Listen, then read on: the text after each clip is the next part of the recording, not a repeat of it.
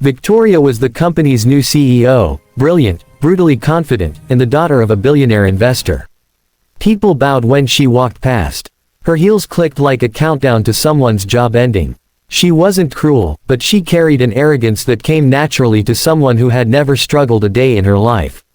On this particular evening, she was entertaining clients on the helicopter pad that sat on top of the tower.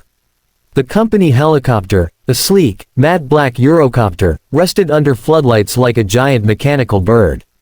Ethan never expected their worlds to collide. He certainly never expected her to challenge him in front of her guests. "Fly this helicopter, and I'll marry you." A joke meant to embarrass him. But she didn't know who he really was. And she had no idea the truth would make her speechless. Chapter 1, Two Worlds That Should Never Meet. Ethan was finishing the floors when Victoria stormed out of the executive lounge, frustrated. "Unbelievable," she snapped to her assistant. "How do we host a partner team who loves aviation and not even have a pilot tonight?" Her assistant whispered, "We tried to call one in, but the storm." Victoria waved her hand dismissively. "Excuses." Ethan kept his eyes down and continued sweeping. That's how he survived. Stay quiet, stay invisible, stay out of trouble.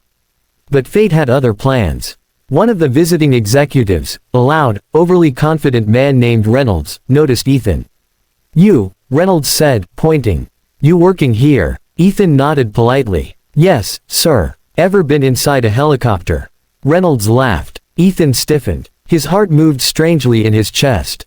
Victoria smirked, picking up on Reynolds' desire to show off. "Of course he hasn't," Victoria said coolly. "He works with mops, not machines." The guests laughed. Ethan kept sweeping. He had heard worse. Much worse. Reynolds nudged Victoria. "Bet the janitor couldn't even start the engine, let alone fly it." Victoria smirked wider. "Well," she said loudly, "if he can fly my helicopter, I'll marry him." Laughter exploded through the hallway.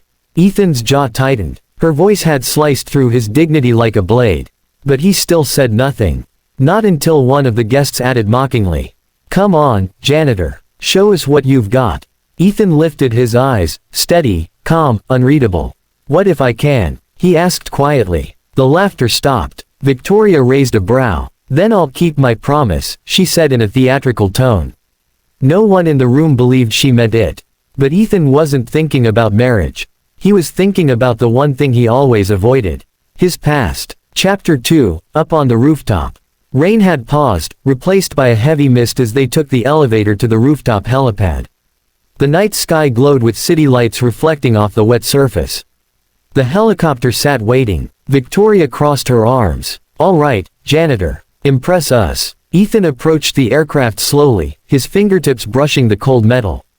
Memories, ones he had tried to bury, pulled at him. He opened the cockpit door with the ease of someone who had done it 1,000 times. Victoria frowned. "You've been inside one before." Ethan didn't answer. He simply sat in the pilot's seat, hands moving with quiet confidence. Switches, indicators, fuel levels, rotor engagement, everything was muscle memory. Reynolds laughed nervously. "He's pretending. He's got to be pretending." Ethan flicked 2 more switches. The helicopter hummed. Then whirred. Then, roo, thump, thump, thump, thump. The rotors came alive. Victoria's jaw dropped. "What? How do you know?" Ethan didn't look at her. His eyes were forward, focused. He lifted the collective lever gently.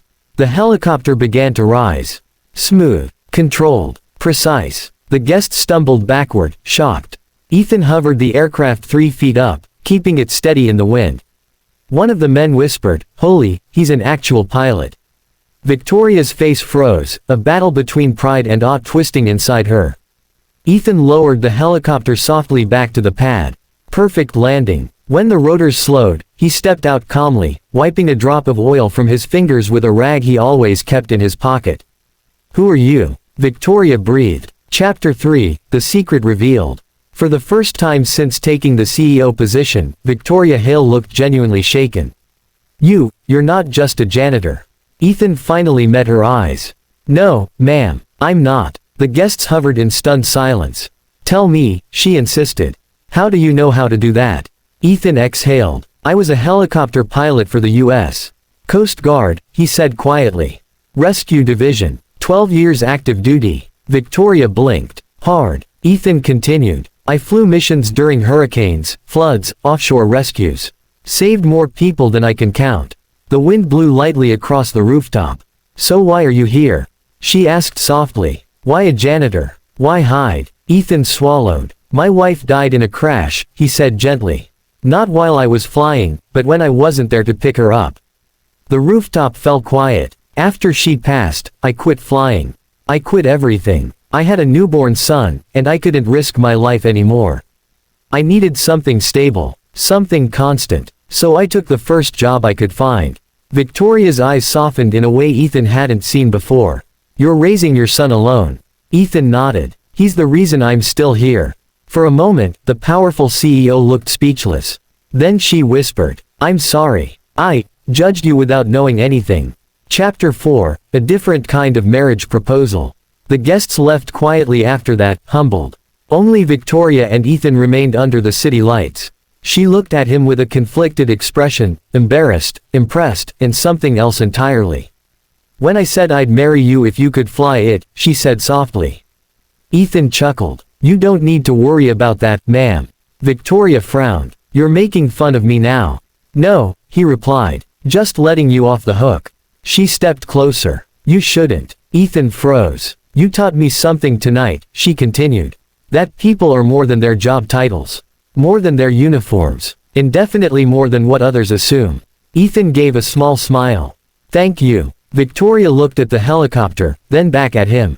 You know, the company has a fleet of 6 helicopters.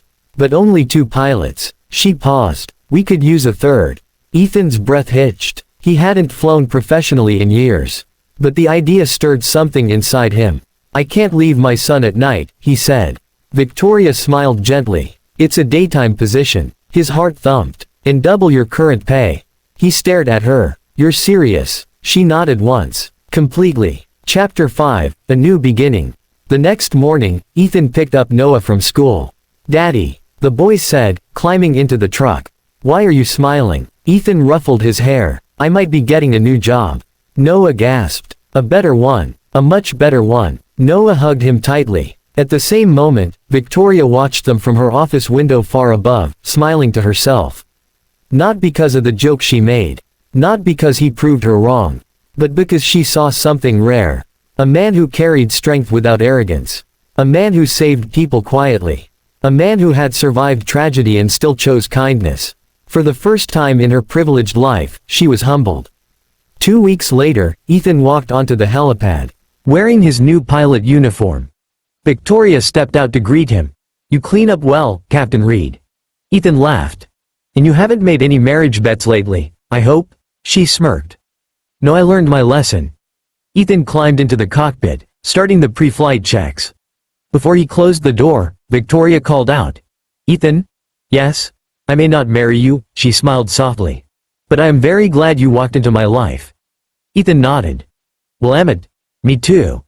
The helicopter lifted into the sky. Smooth, steady, confident. Just like his new beginning.